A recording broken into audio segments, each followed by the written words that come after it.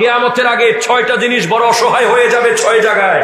তার মধ্যে একটা হলো ওয়াসসুহুফু গরীবুন ফি মানজিলি কওমিন লা ইকরাউনা ফীহি। ওই ঘরে কোরআন বড় অসহায়, যারা বছরকে বছর কোরআনকে আলমারির উপরে রেখে দিয়েছে, পরিষ্কার করার টাইম পায় না। ঠিক কি না? কথা জোরে বলেন। আমি রাজাপুরা দরবার থেকে আজ নতুন মিশন চালু করে দিয়ে যাচ্ছি। এখন থেকে যুবকরা যাবে মানুষের ঘরে ঘরে, মা আসসালামু আলাইকুম, আমি আপনার ঘরে এসেছি। হয়তো আপনার ঘরের কোরআন শরীফটা গত 1 মাস কেউ মুছে নাই। যদি বলে হ্যাঁ, না মুছেছি। 1 সপ্তাহ ধরে কেউ মুছে নাই, না মুছেছি। 3 দিন ধরে বুঝতে পারছিলেন? হ্যাঁ মুছেছি। ঠিক আছে, ধন্যবাদ। আল্লাহ আপনাকে কোরআনের ফয়েজ দিয়ে নুরানি করুক। মা বাবা ঘরের কোরআন শরীফ গুলো এনে দেন, আমরা ফ্রিতে কোরআন মুছতে এসেছি। এই দায়িত্ব নেওয়ার দরকার আছে না নাই? এই ময়লা তুমি খেয়াল করিও, কোরআন যখন মুছতে যাই আমরা খুঁজি কি না কি পাই, টিস্যু খুঁজি, কাপড় খুঁজি, কিছু একটা খুঁজি। আরে আজকে থেকে কোরআন শরীফ নিজের গায়ে জামার কাপড় দিয়ে মুছে ফেলবা। জোরে বলেন সুবহানাল্লাহ।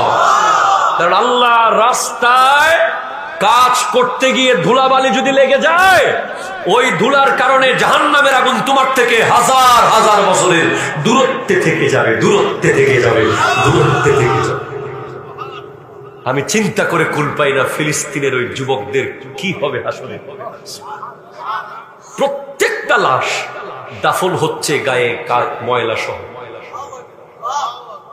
কারণ শহীদদের কোনো গোসল টোসল কিছু নাই, যা আছে তা। নবীগণ ঘুমাইলে উজু ভাঙে না, শহীদগণ মারা গেলে গোসল ভাঙে না। একটু জোরে বলেন না সুবহানাল্লাহ। এই গত পরশুদিন দেখলাম আমার ফেসবুকে, আমি পোস্ট করেছি, এক ছোট্ট মেয়ে, আহারে বাবা শেষ আদর করতেছে। এত বড় একটা মেয়ে আমারও আছে, মাত্র 1.5 বছরের একটা মেয়ে, কি সুন্দর ফুলের মতো। অথচ আশ্চর্য হলাম বাবার চোখ। আমি তো মরে যেতাম, ওয়াল্লাহ আমার মেয়ে হইলে আমাকে কি বাঁচাইতে পারতো কিনা আমি জানি, কারণ আমার মেয়েটা আমার জীবন। এই মেয়েকে দেখার জন্য শত শত মাইল সফর করে অনেক সময় বাসায় চলে যাই, পরের দিন আবার চাঁদ করে মাহফিল থাকি না ওই মেয়ের জন্য।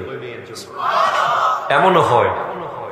অথচ ওই ফিলিস্তিনের বাবারা কেমনে সহ্য করলো, কিভাবে পারলো? সাংবাদিক জিজ্ঞেস করছে, কিরে আপনার বুক ফেটে যায় না? বলে না। কেন? বলে আমার মেয়ে তো জান্নাতে চলে গেছে।